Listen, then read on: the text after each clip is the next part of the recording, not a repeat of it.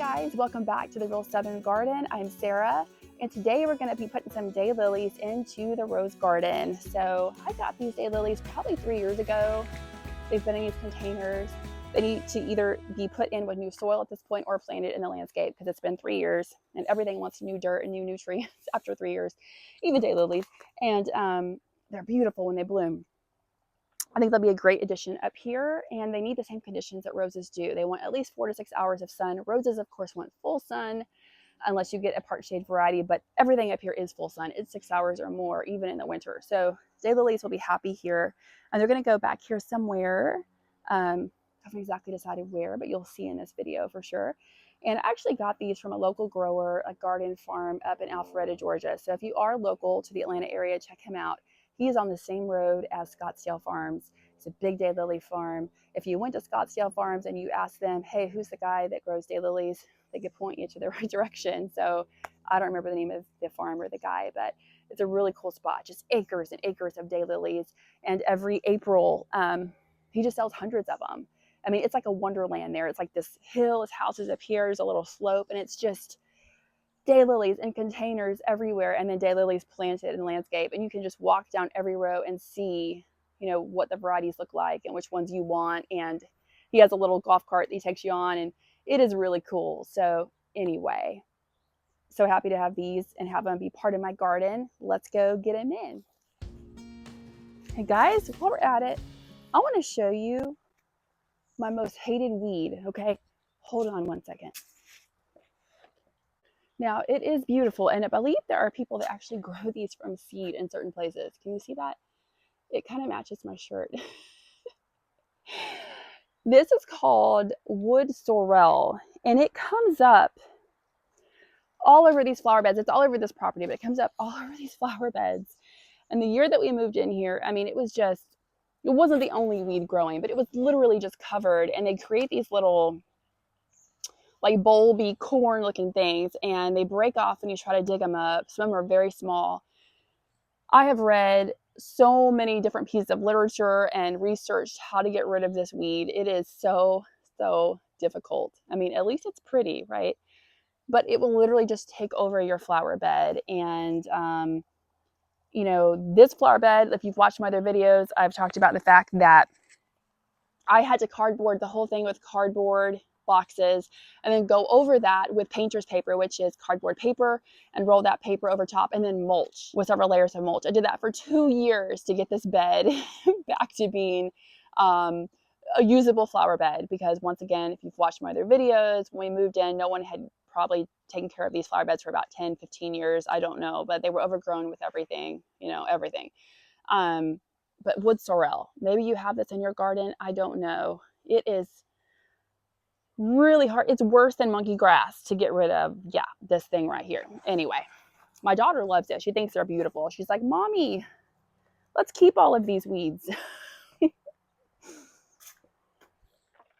Now, one thing you always want to think about when you are planting new plants is your irrigation system. If you're on drip tubing, make sure that you're fixing that drip tubing so that these new plants are going to get water. If you're hand watering, like I do, and probably will be for a very long time, maybe forever, especially in certain locations, there's a bug, sorry. I have to be sure that I still have a pathway to get to wherever I need to go, and I'm not going to drag a hose over something. So that is very important. So keep that in mind when you're planting. Keep a walkway or some way that you can get water to them. Otherwise, you're going to be watering with a water can, and you'll still have to be able to walk to get to them. So I have been guilty of that myself, forgetting that, you know, I do have to water whatever it is I'm planting. And I'm always very aware of that. So keep that in mind. I think we'll put another one back here.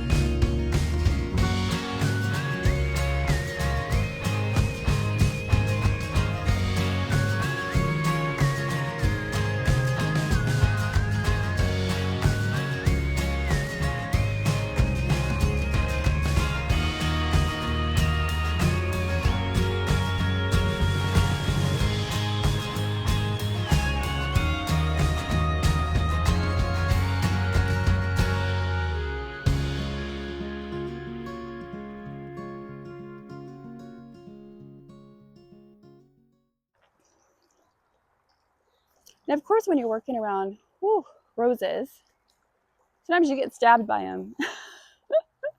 I feel like I should be an episode of like when gardens attack or something, you know? All right, there we go. We're going to have one daylily back there. And then we're going to have another one right up here. I think those will look really nice in the springtime when they're blooming.